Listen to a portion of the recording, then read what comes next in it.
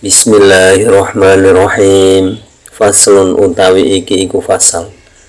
Wal matruku utawi perkara kang den tinggalake.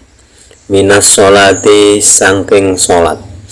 Salah satu asya'a iku telu pira-pira perkara. Fardun suwiji iku fardu. Wa sunnatun lan kaping pindho iku sunnah. Wa hayatun lan kaping telu iku hayah.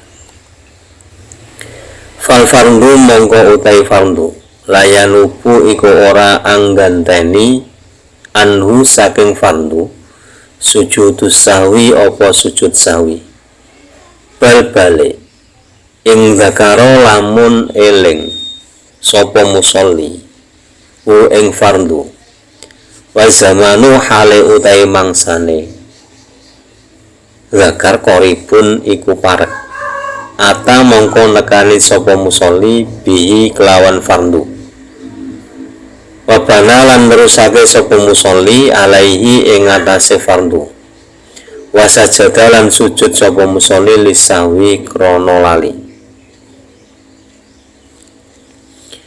Fasal selanjutnya menjelaskan tentang hal-hal yang ditinggalkan dalam sholat. Jadi ketika seorang musolli atau orang yang sholat itu meninggalkan tiga hal itu, maka ada yang boleh digantani dengan sujud sahwi, ada yang tidak boleh. Jadi tiga hal itu adalah fardu, sunnah, dan hayah. Fardu ada hal atau suatu perkara yang tidak bisa digantikan dengan sujud sahwi apabila ditinggalkan. Jadi apabila ditinggalkan karena lupa, tidak bisa diganti dengan sujud sahwi. Apabila ingat dan ingatan itu kembali dalam masa yang singkat, maka seorang musolli harus melanjutkan sholatnya lagi, kemudian dilanjut dengan sujud sahwi. Contohnya begini, misalkan ada seseorang yang sholat duhur. Nah, sholat duhur ini kan 4 rakaat. Nah, kemudian baru setelah 3 rakaat kok sudah tahiyat akhir, kemudian salam. Nah, setelah salam, seseorang tersebut itu baca istighfar misalkan. Baru baca istighfar 3 kali kok ingat ternyata sholatnya kurang 1 rakaat. Maka orang tersebut segera mengambil posisi berdiri, takbir, kemudian melanjutkan 1 rakaat lagi untuk menggenapi sholat yang 3 tadi.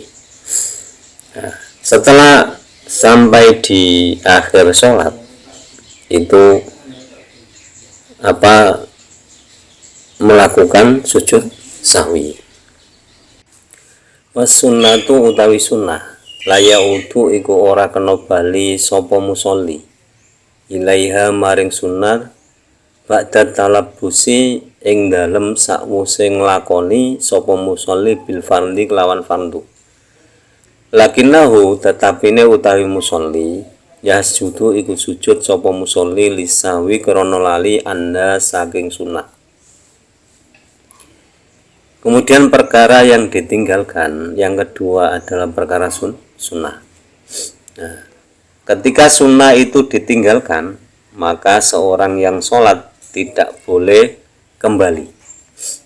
Ketika sudah melakukan fardu, tidak boleh kembali melakukan sunnah, tetapi harus diganti dengan sujud sahwi. Contohnya begini, misalkan seseorang itu lupa tidak melaksanakan kunut pada sholat subuh. Nah, kemudian posisi seseorang tersebut itu sudah melakukan sujud. Nah, ketika melakukan sujud itu tidak boleh berdiri kemudian melakukan kunut, tidak boleh. Kecuali ketika akan turun, kok ingat, kembali bangun lagi nggak apa-apa. Tapi ketika sudah melakukan sujud, tidak boleh membatalkan sujud lalu melakukan kunut baru setelah kunut sujud, tidak boleh. Jadi biarkan saja lupa, kemudian nanti diganti dengan sujud sahwi.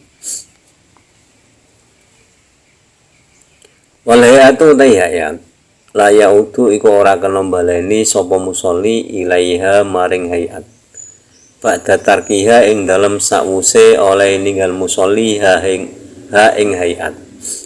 Wala yasjudu lan ora ana sujud sapa musolli anha krana hayat.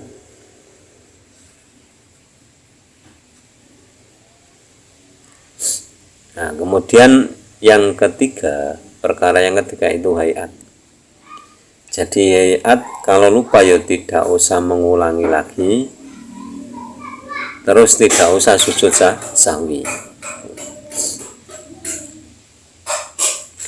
Wa idza syakka lan nalikane mamang sapa musolli fi adadima ing dalem wewilangane barang ata kang nekani sapa musolli bihi kelawan ma mina rakaati bayane pira-pira rakaat bana mongko nerusake sapa musolli alal yakini ing atase kang yakin wa hale utawi yakin al aqallu iku kang luwe sithik wa sajada lan sujud sapa musolli lisahwi krana lali. Kemudian begini, jika kita melakukan sholat kemudian kita lupa berapa rakaat sholat yang sudah kita lakukan, maka kita harus menimbulkan keyakinan dalam diri kita bahwa kita sudah melakukan 4 rakaat apa 3 rakaat.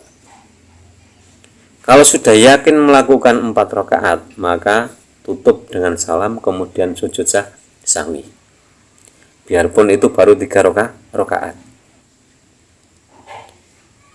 Begitu pula sebaliknya, jika kita sudah 4 rakaat tapi dalam hati ada keraguan, kemudian keyakinan kita muncul bahwa kita baru melakukan sholat 3 rakaat, silakan tambahi lagi 1 rakaat, tidak apa-apa. Padahal hakikat hitungannya sudah 5, tidak apa-apa. Tapi keyakinan kita baru 3, kemudian tambahi 1 lagi, otomatis baru 4. Kemudian setelah itu sujud sahwi. Wa sujudu sahwi utai sujud sahwi sunnatun iku sunnah. Wa mahalluhu utai panggonane sujud sahwi qabla salami iku tetep ing dalem sedurunge salam. Nah ini. Jadi kesepakatan ulama-ulama Syafi'iyah, jadi sujud sahwi itu dilakukan sebelum salam.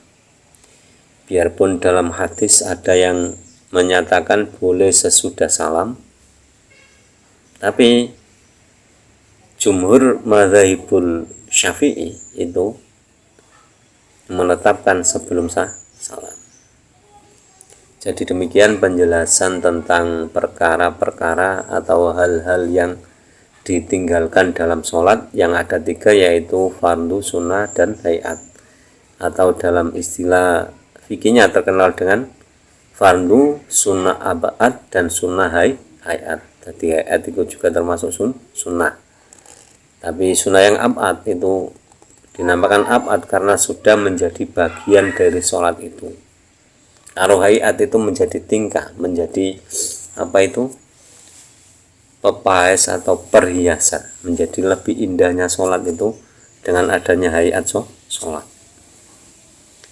Demikian kurang lebihnya, mohon maaf. Semoga bermanfaat fi din wa dunya wal akhirah. Akhirul kalam ihdinas siratal mustaqim, wallahul muwaffiq ila aqwamit thoriq. Wassalamualaikum warahmatullahi wabarakatuh.